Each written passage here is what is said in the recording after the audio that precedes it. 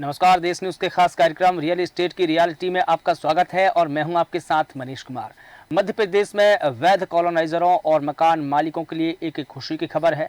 प्रदेश में 2000 वर्ग फीट में मकान बनाने के लिए बिल्डिंग परमिशन की आवश्यकता अब नहीं होगी, लेकिन बिल्डिंग परमिशन नहीं लेने का प्रावधान केवल वैध कॉलोनियों में ही लागू होगा। इसकी मंजूरी भी तभी मिलेगी जब संबंधित बिल्डिंग इंस्पेक्टर यानी कि बीआई 30 दिन के भीतर डीम्ड परमिशन की जांच करेगा। यानी कि बीआई को इन 30 दिनों के भीतर ये देखना होगा कि भवन एबी पास पोर्टल के अनुरूप तय शर्तों के अनुसार बनाया भी जा रहा है या नहीं।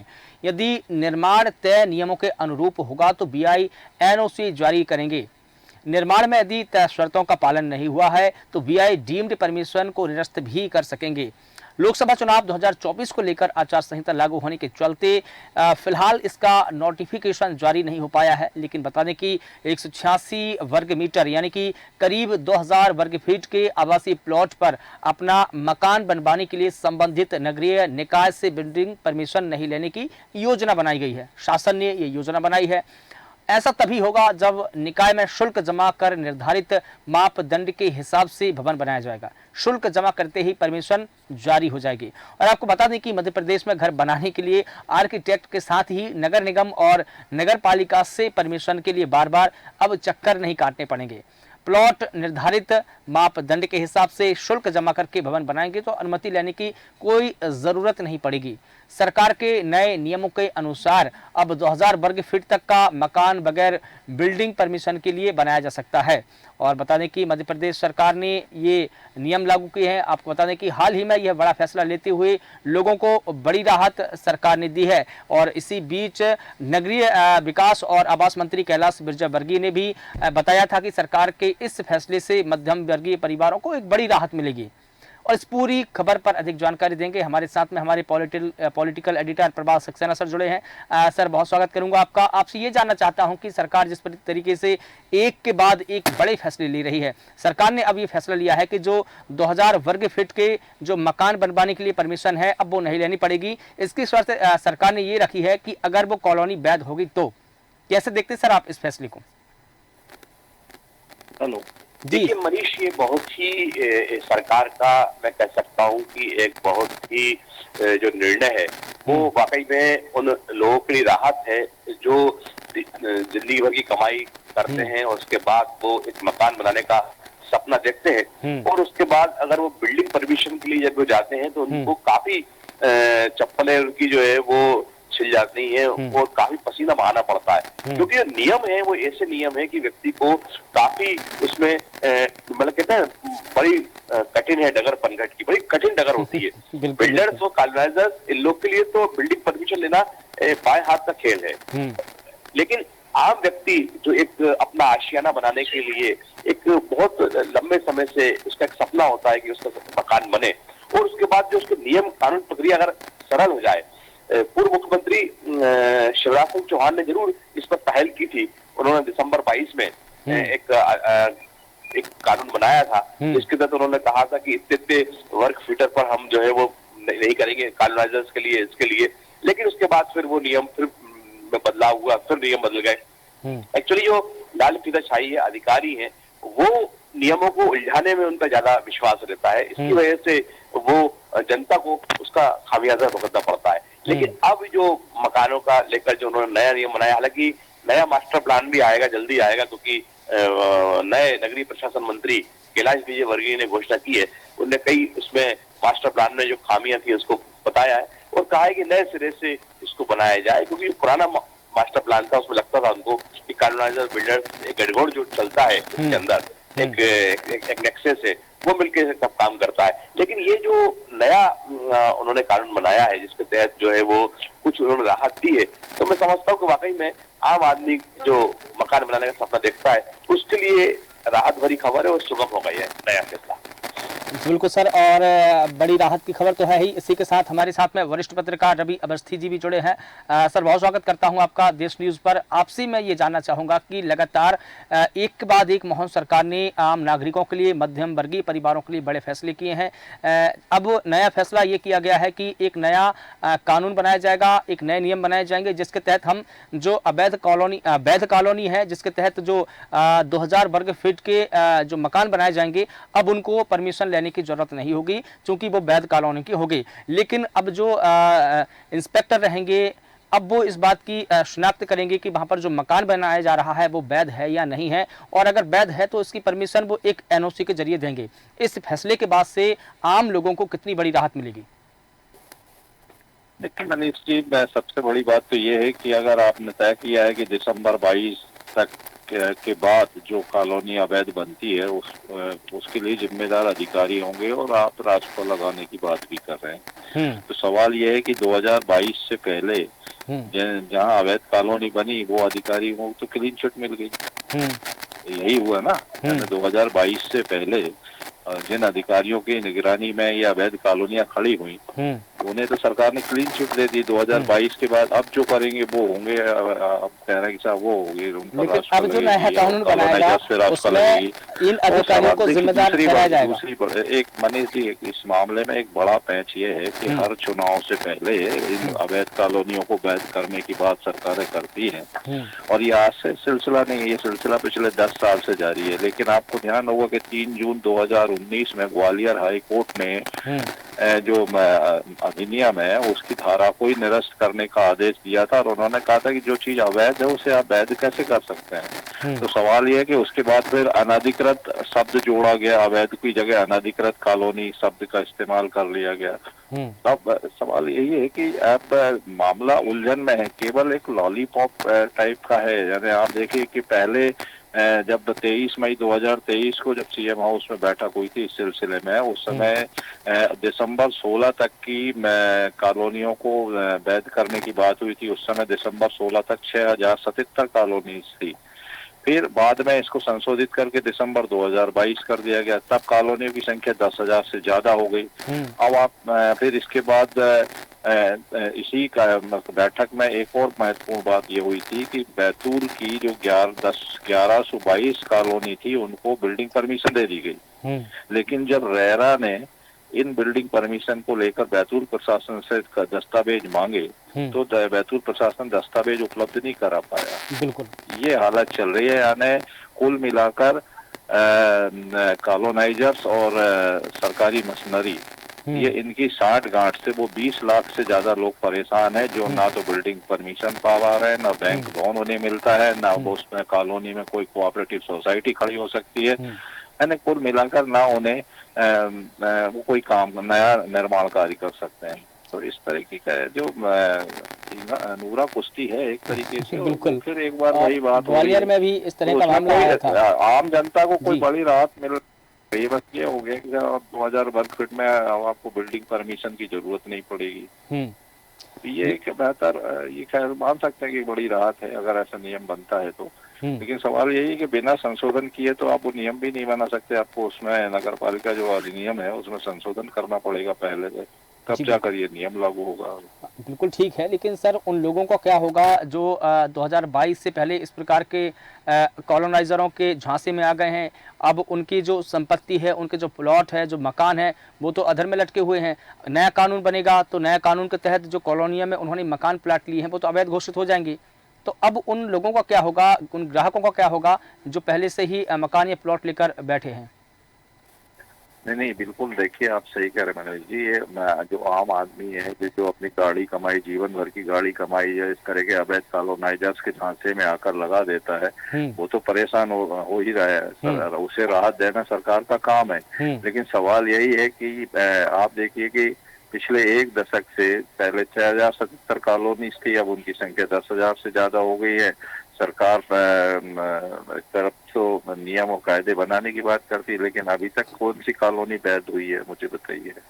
एक भी कॉलोनी वैध नहीं हो पाई। आज भी भोपाल में ही कितनी बड़ी संख्या में अवैध कॉलोनियां हैं जिनके रहवासियों को कोई सुविधा नहीं मिल पा रही है। बिल्कुल। तो सवाल यही है कि आप एक बार डिसीजन लीजिए, अब आप फिर बार बार, जो मैंने कहा ना कि ग्वालियर हाई कोर्ट ने जो आदेश दिया था, उस आदेश के बाद उसकी अवमानना की को लेकर भी याचिका दायर हुई, क्योंकि देखिए उसके बाद भी लगातार सरकारें घोषणा करती रही कि साहब हम अवैध कॉलोनी को वैध करेंगे। तो जब हाईकोर्ट का निर्णय एक बार आ गया, उसके बाद भी आप घोषणा कर रहे हैं, उसको लेकर फिर अवमानना याचिका दायर हो गई। अब फिर नए सिरे से उस नियम को बदलने की तैयारी हो रही है ताकि कोई बीच का रास्ता निकाला जा सके। तो रास्ता निकालना चाहिए ताकि उन लोगों को राहत मिल सके, लेकिन इस दिशा में कोई ठोस कार्रवाई बेहद जरूरी है।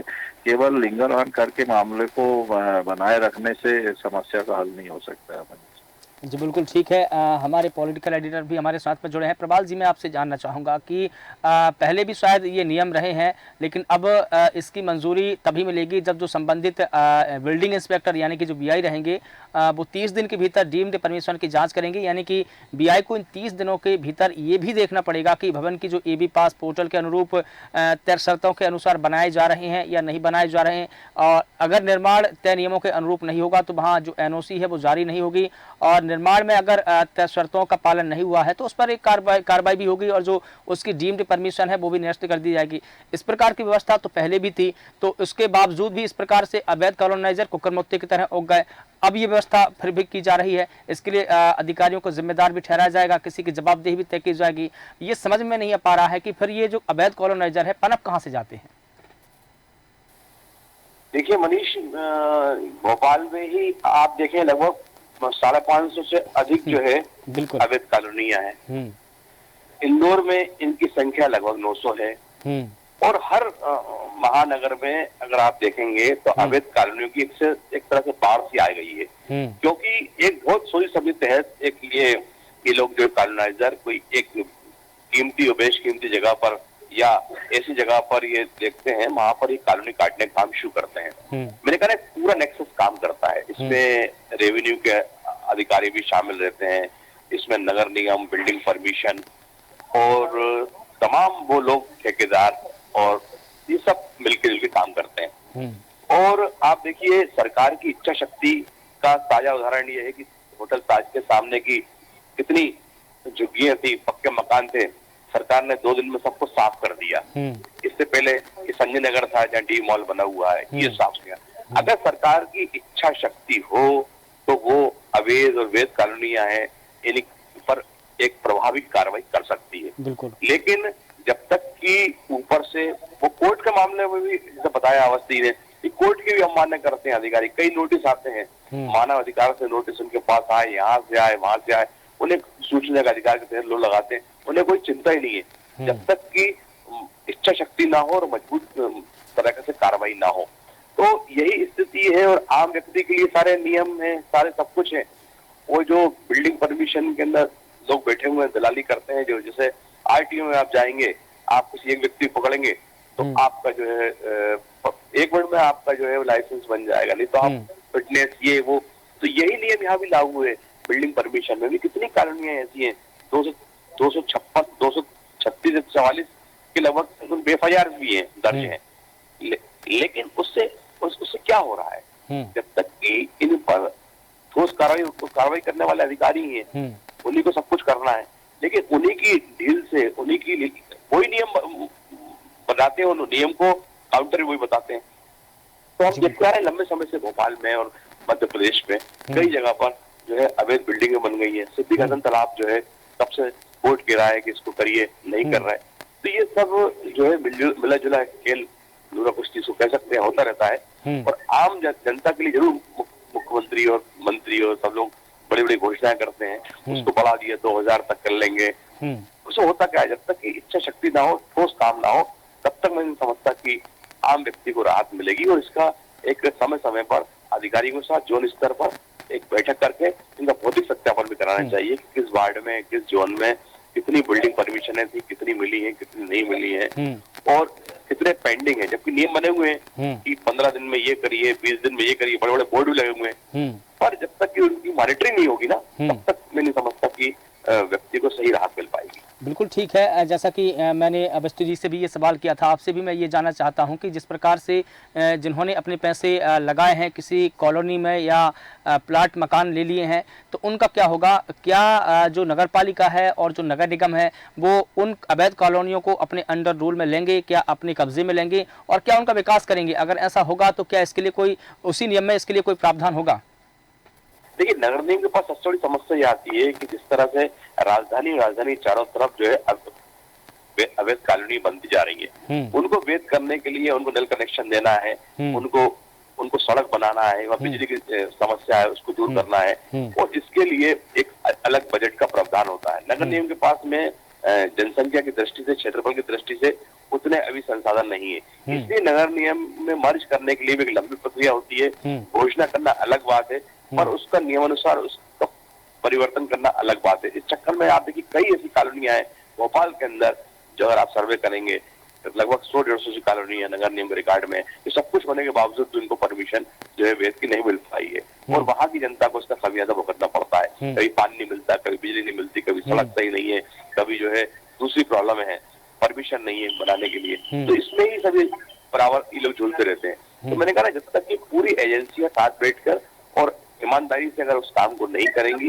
उसके लिए मॉनिटरिंग नहीं होगी, तब तक कई विभागों में भी मामले चलते रहते हैं। उन्होंने कहा रेवेन्यू का मामला है, उन्होंने कहा नगर निगम का मामला, नगर निगम में बिल्डिंग परमिशन का मामला है, फिर जलकारी विभाग अलग है, तो उसमें जो अलग अलग लोग जो परेशान होते हैं वो निश्चित रूप से उनके लिए बड़ी दिक्कत वाली बात होती है।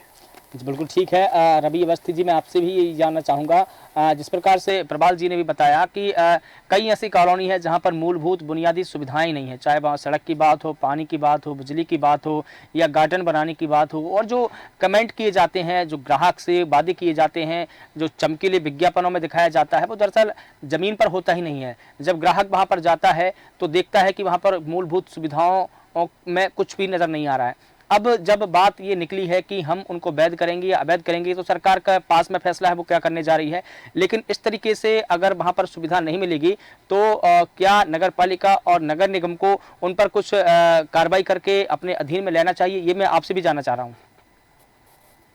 देखिए मनीष जी, इसमें 2-3 बातें बड़े प्रमुख तौर पे समझने की जरूरत है, वरना तो ये जलेबी की तरह आप गोल मोल घूमते रहेंगे तो कुछ भी। दरअसल वही समस्या आम आदमी के साथ भी है जो इन अवैध कॉलोनाइजर्स के झांसे में आ जाता है। और देखिए, आप 15 मार्च 2024 को जो नगरीय प्रशासन मंत्री कैलाश विजयवर्गीय ने प्रेस कॉन्फ्रेंस की थी, उसमें उन्होंने साफ तौर पर ये कहा, उन्होंने ये स्पष्ट नहीं करा कि जो अवैध कॉलोनियों ने वैध करेंगे कि नहीं करेंगे, ये बात तो हुई नहीं। उन्होंने एक घोषणा की थी कि 2000 वर्ग फीट वाले प्लाट पे अब एनओसी की जरूरत नहीं पड़ेगी, भवन अनुज्ञा नहीं लेनी पड़ेगी, नंबर 1, यानी उसमें शुल्क नहीं देना पड़ेगा, ये उन्होंने राहत दी थी। लेकिन साथ में उन्होंने बड़ी चतुराई के साथ जो कंपाउंडिंग शुल्क पहले 10% तय करा था नगरीय प्रशासन की तरफ से, उसे 30% कर दिया था। उन्होंने कहा कि 30% कंपाउंडिंग शुल्क लेने के अधिकार नगर निगम को दिए जा रहे हैं। शर्त यह है कि 2021 से पहले की अनुमति होना चाहिए। सवाल यह है कि अनुमति किससे होना चाहिए? जब आपकी कॉलोनी अवैध है तो अनुमति किससे लोगे? जो अनुमति देने वाला है वो भी फिर अवैध ही हो जाए, नंबर 1। वो एक पे होगी, ये प्रमुख बात। दूसरी बात ये, अगर नगर निगम या नगरीय निकाय अगर अनुमति देते भी है तो वो उसकी वैधता क्या है? वो कॉलोनी तो अवैध है ऑलरेडी। अब सवाल ये है, क्योंकि नगर निगम को तो अधिकार नहीं है कि वो कॉलोनी को वैध कर दे, वो तो अधिकार शासन को है।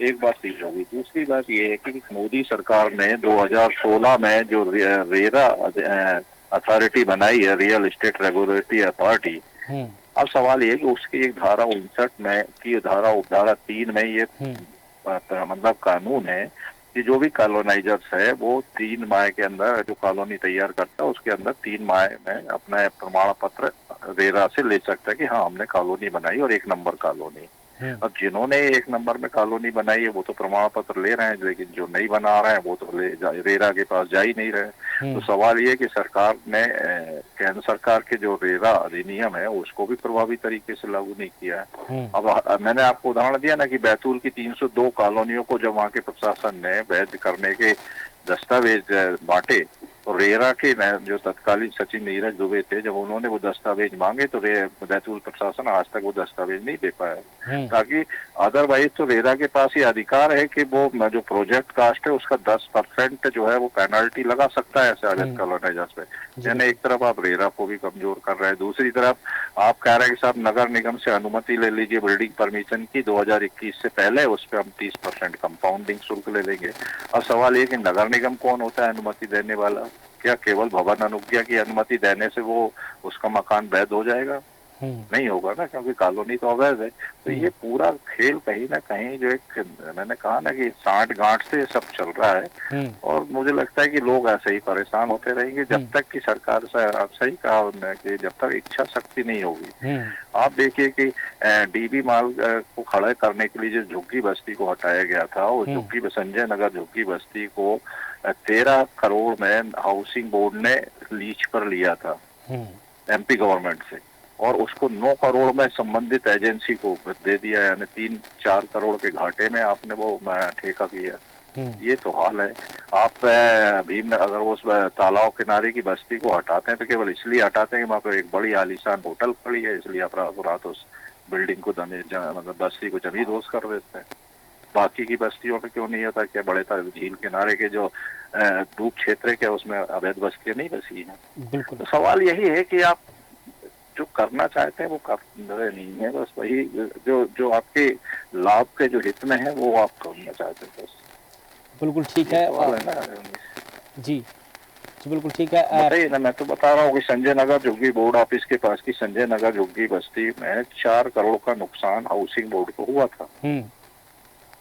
13 करोड़ में लीज ली थी और 9 करोड़ में बेची थी। बिल्कुल। क्या कर रहा था? ये सरकार की एजेंसी की हाल है। बिल्कुल। जो गैमन इंडिया लिमिटेड को आपने 302 करोड़ में जो ठेका किया था, उसमें 189 करोड़ की बैंक गारंटी सरकार ने दिला दी थी। तत्कालीन जो आवास एवं पर्यावरण मंत्री थे आदरणीय जयंत मलैया जी, बाद में उनका आवास विभाग छीन लिया था, केवल पर्यावरण रह गया था। ये हाल है। अब आप इससे अंदाजा लगा लीजिए कि फिर वो 20 लाख लोगों को कहाँ न्याय मिलेगा।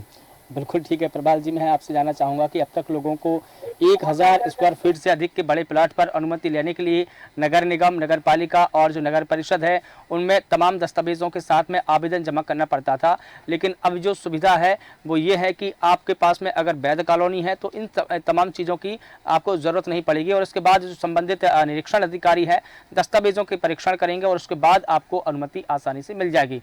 ये प्रक्रिया अभी है। और पहले की अगर प्रक्रिया की अगर हम बात की जाए तो पहले की जो प्रक्रिया थी वहां पर वो तमाम चीजें दिखानी पड़ती थी, वैध कॉलोनाइजर, अवैध कॉलोनाइजर, और कुल मिला के गोलमोल घुमा जाता था। अब जो नई व्यवस्था लागू होने वाली है, हालांकि अभी इसका नोटिफिकेशन जारी नहीं हुआ है, लोकसभा चुनाव के बाद हो सकता है कि इसका नोटिफिकेशन भी जारी हो जाए। इस फैसले के बाद में अब मध्यम वर्गीय परिवार को राहत तो मिलेगी, सरकार के सामने चुनौतियां क्या रहेगी? देखिए मनीष, भोपाल राजधानी है और इसका सबसे बड़ा दुर्भाग्य ये है कि अभी तक पिछले 3 दशक से इसका जो है कोई मास्टर प्लान बनकर तैयार नहीं आया है। दिग्विजय सिंह के समय जो मास्टर प्लान बना था उसके बाद लगातार मास्टर प्लान बनते चले गए, पर वो कोई भी वो लागू नहीं हो पाया। उसमें दावे आपत्ति आते रहे, और जब अभी लग रहा था कि शायद अब लागू हो जाएगा तो फिर मुख्यमंत्री बदले और सरकार वही है, लेकिन वो सब बदलते चले गए। तो अभी जो हमारे राजधानी के जब स्ट्रक्चर की बात करें तो कितने तालाब हैं, कितनी नदियां हैं, कौन कौन सी बावड़ियां हैं और कहाँ से पानी का स्रोत है, इसको अगर हम देखें, इसका ही अगर अध्ययन कर लें तो आप पाएंगे कि आधे से ज्यादा जगह पर जो है वो कब्जे हो गए। अब छोटे कब्जे तो आसानी से दिख जाते हैं, लेकिन जो बड़े बड़े लोग जो जिन पे बैठे हैं, चाहे हम कलिया स्रोत की बात करें, चाहे केरवा की बात करें, आसपास देखें, बड़ी झील की बात करें चारों तरफ, तो अभी यही अभी स्थिति स्पष्ट नहीं है सरकार के सामने, जिम्मेदार अधिकारियों के सामने, कि हमारे तालाब कितने हैं और तालाब की जो है वो स्थिति कहाँ से कहाँ तक है, उनकी अभी यही उनके पास में सही वो नहीं है। नगर निगम के आप सिटी प्लानर से बात करेंगे तो वो भी गोलमोल जवाब दे देंगे।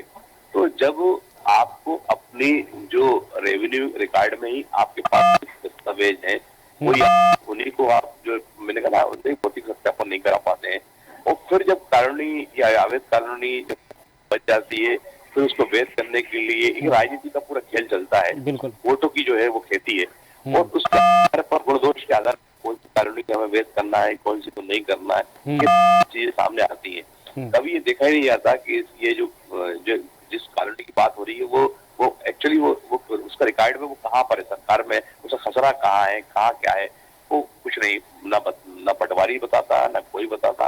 वो पूरा मैंने कहा आपको पूरा जो है जलेबी की तरह जो है मामला चलता है, जैसा वस्ती ने बताया। बिल्कुल ठीक है। नगर का ताजा उदाहरण उन्होंने बताया। बिल्कुल। इतने अच्छी लोकेशन पर जो इस पर दीवार बना है उस पर नुकसान हुआ।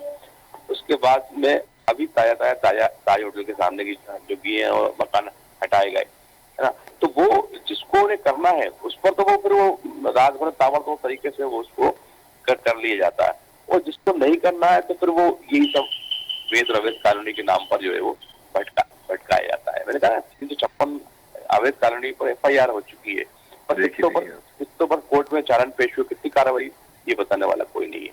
तो अगर वाकई में वास्तव में अगर सहज सरलता के साथ किसी आम व्यक्ति को एक जो अपने आशियाने का सपना देख रहा है, अगर सपना उसका पूरा करना है, तो ये तमाम चीजों को सुगमता और सरलता के साथ करना होगा। इसके लिए एक बाकायदा नोडल एजेंसी बनाना हो तो बनाए और उसकी भी रिपोर्टिंग मॉनिटरिंग हो, तब जाके एक आम आदमी का जो आशियाना बनाने का सपना है वो पूरा होगा। बिल्कुल सही कहा। जैसे कि नोडल एजेंसी है उसकी बनाने की बात तो कही है, इसके लिए पटवारी, तहसीलदार, RI और जो भी राजस्व के संबंधी अधिकारी है उनको जवाब तलब किया जाएगा, उनकी जिम्मेदारी दी जाएगी कि आपको यहाँ जाके निरीक्षण करना है, रिपोर्ट तैयार करनी है। अगर ऐसा नहीं होगा तो आप पर भी कार्रवाई की जाएगी। फिलहाल हमारे पास में समय का अभाव है, इसलिए आप दोनों का सर बहुत शुक्रिया। तो बता दें कि इस सुविधा के लिए मध्य प्रदेश सरकार ने मध्य प्रदेश भूमि विकास नियम 2012 में संशोधन किया है और इसके तहत जो डीम्ड परमिशन के प्रावधान है उसमें इजाफा भी किया है। फिलहाल देश न्यूज़ के खास कार्यक्रम में इतना ही। मुझे दीजिए इजाजत। नमस्कार।